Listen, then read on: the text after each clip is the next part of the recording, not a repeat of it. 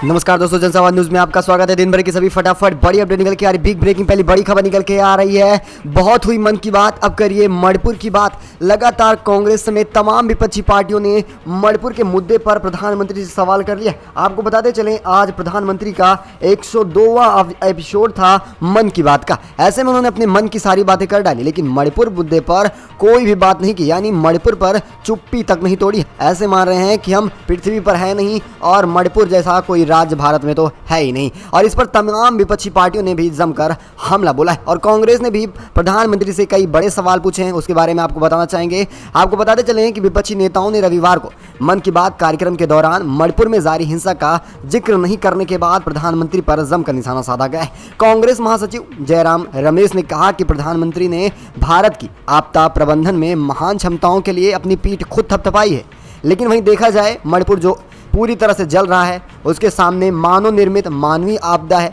और उस पर चुप रहे हैं। और इसके पीछे देखा जाए आपदा में केवल और केवल बीजेपी का हाथ रहा है।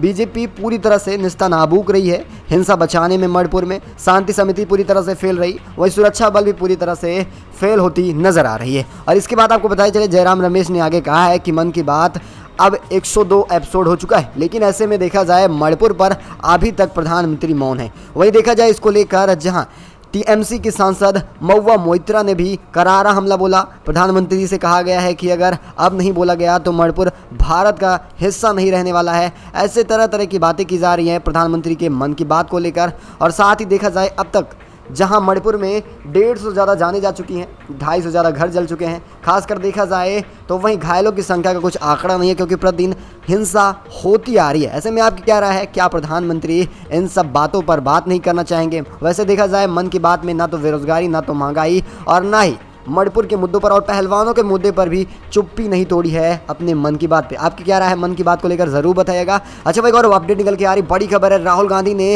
रोजगार को लेकर प्रधानमंत्री पर करारा हमला बोला है। जिस तरह से देखा जाए इस समय पीएसयू को पूरी तरह से खत्म कर दिया जा रहा है। फिर से 2 लाख रोजगारों को खाली है बीजेपी सरकार। बड़ी अपडेट निकल के आ रही है। उद्योगपतियों का ऋण माफ किया जा रहा है। वहीं देखा जाए पीएसयू से सरकारी नौकरियों को साफ किया जा रहा है। यह अमृत काल है या विषकाल है, सवाल पूछ रहे हैं राहुल गांधी।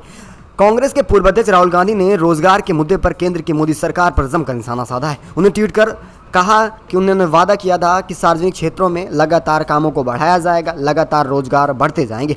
उन्होंने कहा कि 2 लाख नौकरियां खत्म कर दी गई जो पीएसयू के तहत आया करती थी। लाखों युवाओं की उम्मीदों को कुचला जा रहा है, उनकी उम्मीदों पर पानी फेर रहे हैं पीएम मोदी। राहुल ने ट्वीट कर लिखा है, सरकार अपने कुछ पूंजीपति मित्रों के फायदे के लिए लाखों युवाओं की उम्मीद कुचल रही है। उन्होंने कहा कि पीएसयू भारत का गौरव था। एक समय था जब देखा जाए सन 2005 से लेकर 13 तक जिस तरह से कांग्रेस सरकार हटने के बाद लगातार रोजगार घटते जा रहे हैं और देखा जाए इसमें खासकर युवा वर्ग प्रभावित है। इसको लेकर उन्होंने भिन्न भिन्न आंकड़े गिरा दिए हैं। आप देख सकते हैं बीएसएनएल में किस तरह से रोजगार घटे हैं, सेल में, और देखा जाए एमटीएन में। आप साफ स्क्रीनशॉट देख सकते हैं अपनी स्क्रीन पर। ये तमाम जुमले दिए गए और उसके बाद लगातार हर साल देखा जाए 2 करोड़ का वादा किया जाता है रोजगार देने का, जो पूरी तरह से झूठा रहता है। और वहीं आंकड़ा निकल के आ रहा है कांग्रेस की तरफ से कि 2 लाख रोजगार हर साल घटते जा रहे हैं। अच्छा भाई, और बड़ी अपडेट निकल के आ रही कर्नाटका से। कांग्रेस सरकार बनते ही कर्नाटका में खुशी की लहर दौड़ पड़ी है।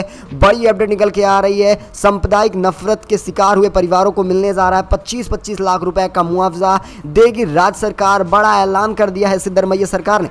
कर्नाटका में सत्तारूढ़ कांग्रेस ने 19 जून को फिर से राज्य के दक्षिण कन्नड़ जिले में कथित प्रतिरोधी और सांप्रदायिक हत्याओं के पीड़ितों को 25-25 लाख रुपए चेक देने जा रही है और इस संबंध में शुक्रवार रात ही आदेश जारी हो गया था। गौरतलब है कि पिछली भाजपा सरकार ने आलोचना के बावजूद भी पीड़ितों के परिवार की ओर से आंखें मूंद ली गई थी और केवल हिंदू परिवारों को ही भारी मुआवजा दिया जा रहा है। ऐसे में कांग्रेस की सरकार बनने के बाद एक बार मुस्लिम समुदाय के अंदर भी खुशी की लहर दौड़ पड़ी है, क्योंकि कांग्रेस सभी वर्गों को एक समान रूप से देख रहा है और ये वजह है कि हिंदू हो या मुस्लिम सभी को 25-25 लाख रुपए दिया जा रहा है पीड़ित परिवारों को लेकर। इस पर आपकी क्या राय है? अपनी राय कमेंट के माध्यम से जरूर बताइएगा। क्या बीजेपी केवल और केवल समाज में सांप्रदायिक हिंसा भड़काने के लिए हिंदू मुस्लिम करती रहती है या नहीं? जरूर बताइएगा। अगली एक और अपडेट निकल के आ रही है। समान नागरिक संहिता पर फिर से बोले हैं मौलाना अरशद मदनी। बड़ी अपडेट है, 1300 साल से किसी सरकार ने मुस्लिम पर्सनल लॉ नहीं छेड़ा है। आप कहां से आ रहे हैं? बड़ी अपडेट निकल के आ रही है। यूनिफॉर्म सिविल कोड यानी कि समान नागरिक संहिता का मुद्दा लोकसभा चुनाव नजदीक आते ही फिर से गरमाता जा रहा है और चर्चा का विषय भी बनता जा रहा है। इसको लेकर अब जमकर बयानबाजी भी शुरू हो चुकी है। आप देखते होंगे कि प्रतिदिन एक खबर जरूर रहती है। लॉ कमीशन में इस पर जनता के भी काफी बड़े सुझाव मांगे जा रहे हैं और इसी मुद्दे को लेकर मौलाना अरशद मदनी ने इंडिया टीवी से बात करते हुए इसका जवाब दिया। इस दौरान उन्होंने कहा कि सांप्रदायिक ताकतें ये समझ रही हैं कि मुसलमानों के हौसलों को तोड़ देंगी और उन्हें ऐसी जगह पर लाकर खड़ा कर देंगी कि वो अपने धर्म पर न चल सके और यही वजह है बड़ी कि मुस्लिम पर्सनल लॉ को छेड़ा जा रहा है। उन्होंने दावा किया है कि 1300 साल हो चुके हैं, आज तक कोई भी मुस्लिम पर्सनल लॉ को नहीं छेड़ा है। ऐसे में ये कौन सी सरकार है और कौन सी व्यवस्था है? आपकी क्या राय है? क्या सचमुच मुस्लिमों को उनके धर्म से अलग करना चाह रही है समान नागरिक संहिता से मुद्दे से? आपकी क्या राय है? जरूर बताइएगा। फिलहाल एक और बड़ी अपडेट निकल के आ रही, गुजरात दंगों के 35 आरोपियों को फिर बरी कर दिया गया है। कोर्ट ने कहा हिंदुओं को फर्जी केस का सामना करना पड़ रहा है। बड़ी अपडेट निकल के आ रही है, गुजरात सन 2002 का दंगा सभी को पता होगा, जिसके तौर पर बीबीसी की डॉक्यूमेंट्री बनी है प्रधानमंत्री के ऊपर, वो भी नहीं प्रचारित की जा रही। और ऐसे में देखा जाए तो पूरी तरह से गोधरा कांड को ही खत्म किया जा रहा है अब न्यायालय के भी द्वारा। गुजरात की कोर्ट ने गोधरा कांड बाद के दंगों के मामले में 35 अभियुक्तों को बरी कर दिया है। फैसला सुनाते हुए अदालत ने कहा कि धर्मनिरपेक्ष मीडिया संगठनों के हंगामे के कारण महत्वपूर्ण हिंदुओं को अनावश्यक रूप से मुकदमे का सामना करना पड़ा। कोर्ट ने सन 2022 के गोधरा कांड के बाद हुए दंगों के मामले से जुड़े 4 मामलों में जीवित बचे 35 आरोपियों को फिर से बरी कर दिया। इन मामलों में कुल 52 व्यक्तियों के ऊपर चार्जशीट दायर हुई थी और ऐसे में 17 की मृत्यु हो चुकी है लंबित केस चलने के कारण। लेकिन इस बीच देखा जाए 35 आरोपी जो थे उन्हें भी बरी कर दिया गया है। देखा जाए तो पूरी तरह से मामला खत्म किया जा रहा है सरकार के साथ साथ न्यायालय भी द्वारा, क्योंकि देखा जाए प्रधानमंत्री पर भी सवाल उठने लगे थे और अमेरिका में तो उनके दौरे से पहले बीबीसी डॉक्यूमेंट्री दिखाई जा रही है। ऐसे में भारत को भी दिखानी चाहिए कि आखिर देश का राजा किस तरह है।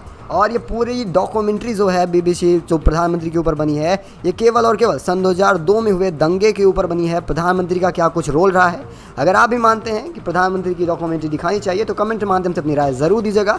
अगली एक और अपडेट निकल के आ रही है, बड़ी खबर है, कर्नाटका में कांग्रेस की सरकार बनते ही शिक्षा में बड़ा बदलाव किया जा रहा है। कर्नाटका में अब स्कूलों में संविधान की प्रस्तावना पढ़ाना अनिवार्य हो चुका है और सरकारी कार्यालयों में लगेंगी इसकी फोटोएं, जिससे इन्हें पता चल सके उनके संविधान में आखिर क्या कुछ लिखा है। एक नई रणनीति के साथ शिक्षा व्यवस्था का संचालन करने जा रही है कांग्रेस सरकार। कर्नाटक की सिद्धरमैया कैबिनेट ने स्कूलों और कॉलेजों में संविधान की प्रस्तावना पढ़ाने को अनिवार्य कर दिया है और इसी के साथ देखा जाए सभी सरकारी और अधर सरकारी कार्यालयों में संविधान की प्रस्तावना का चित्र लगाना भी जरूरी कर दिया जा रहा है। एक तरफ जहां देखा जाए बीजेपी केवल और केवल हिंदुओं को ज्यादा कर बढ़ावा दे रही है, जबकि संविधान को पूरी तरह से खत्म करना चाह रही है। अगर देखा जाए तो इस पर असदुद्दीन ओवैसी ने भी सवाल उठाया था, जिस तरह से आपने खबर सुनी होगी कि नमाज पढ़ने वाले रोडवेज चालक और परिचालक को निलंबित कर दिया गया था और यही वजह रही थी कि वो मुस्लिम थे। और ऐसे में जहाँ फिर असदुद्दीन ओवैसी ने कहा था कि सारे सरकारी संस्थानों से भगवानों की भी फोटो हटा दिया जाए, केवल संविधान रहना चाहिए। ऐसे में अब इसी को रणनीति के साथ कांग्रेस कर्नाटक में चल रही है और ऐसा रहा आने वाले समय में अगर कांग्रेस सरकार भिन्न भिन्न जैसे 5 राज्यों में चुनाव होने वाले हैं, ऐसे में बनती है तो कुल संविधान पढ़ाना अनिवार्य हो जाएगा। अगली एक और अपडेट निकल के आ रही, बड़ी खबर है, 5 राज्यों में चुनाव से पहले बीजेपी की बड़ी बैठक होने जा रही है। विपक्षी एकता से घबराई है बीजेपी, प्रधानमंत्री देने जा रहे हैं गुरु मंत्र। बड़ी अपडेट निकल के आ रही है, लोकसभा 24 के चुनाव से पहले 5 राज्यों में विधानसभा चुनाव होने जा रहे हैं, जैसे कि मध्य प्रदेश, छत्तीसगढ़, राजस्थान, तेलंगाना और खासकर मिजोरम है। विधानसभा चुनाव होने वाले हैं। ऐसे में सियासी पार्टियों के बीच अब जिम्मेदारी भी बढ़ती जा रही है। वे अपने अपने राज्य को बेहतर प्रदर्शन करने के लिए लगातार प्रचार में जुटे हैं और लोकसभा चुनाव से पहले 5 राज्यों के विधानसभा चुनाव को अहम मुद्दा माना जा रहा है। राजनीतिक पंडित केंद्र की सत्ता के लिए इन राज्यों में होने वाले विधानसभा चुनाव को सेमीफाइनल करार दिया गया है। हालांकि पिछली बार के आंकड़ों पर नजर डालें तो लोकसभा चुनाव पर कोई खास असर देखने को नहीं मिल रहा है। राजस्थान, छत्तीसगढ़ में जिस तरह से सर्वे निकल के आ रहे हैं, वहां पर देखा जाए तो कांग्रेस सरकार बनना तय माना जा रहा है। लेकिन मेन लड़ाई है मध्य प्रदेश में है, तेलंगाना में है और खासकर मिजोरम में है। आपकी क्या राय है? अपनी राय जरूर बताएगा। क्या विपक्षी एकता से घबरा कर पीएम मोदी अब अपने ही नेताओं को गुरु मंत्र देने जा रहे हैं और इनके गुरु मंत्र का क्या कुछ असर पड़ने वाला है? अपनी राय जरूर बताएगा। क्या गुरु मंत्र का असर पड़ता है या फिर ईवीएम का? अच्छा, एक और बड़ी खबर निकल के आ रही, मोदी सरकार में इंटरनेट बंदी का विश्व गुरु बन चुका है भारत।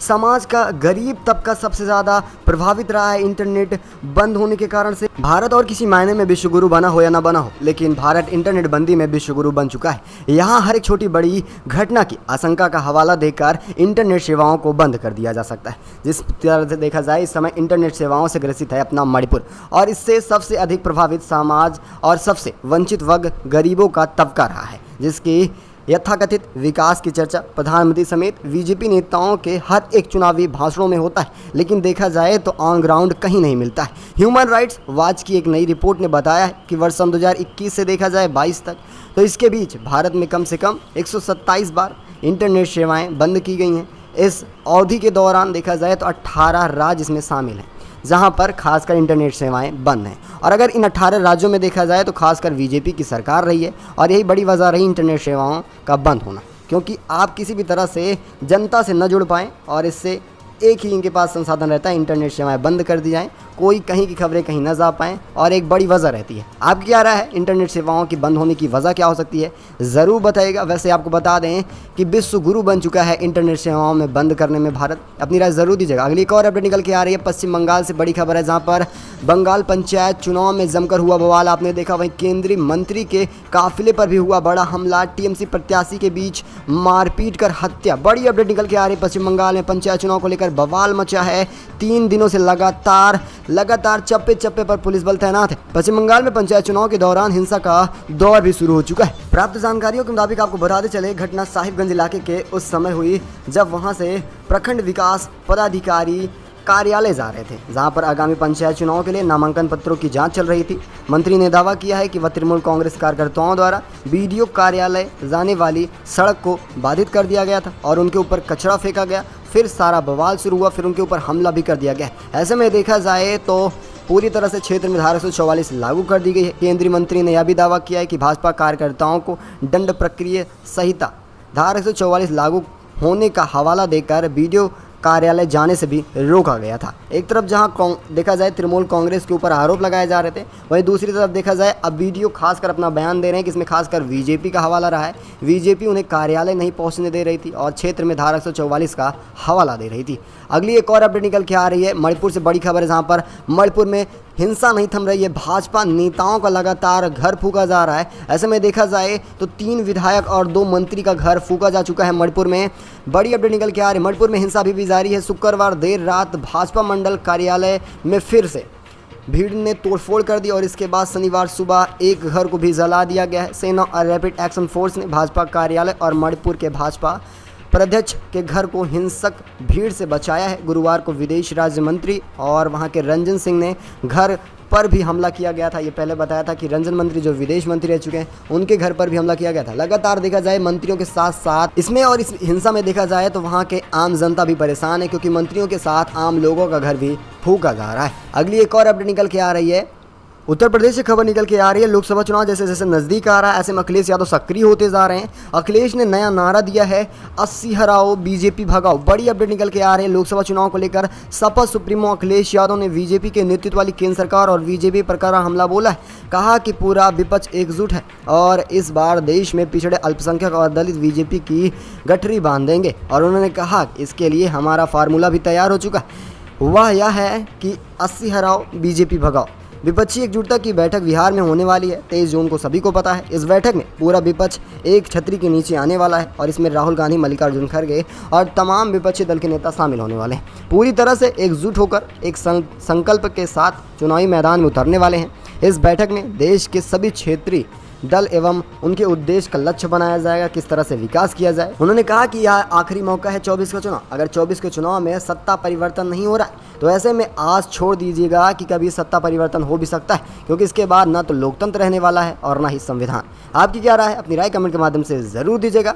वैसे इस खास बुलेटिन में बस इतना ही, मिलेंगे आपको अगली बड़ी अपडेट में, तब तक के लिए धन्यवाद।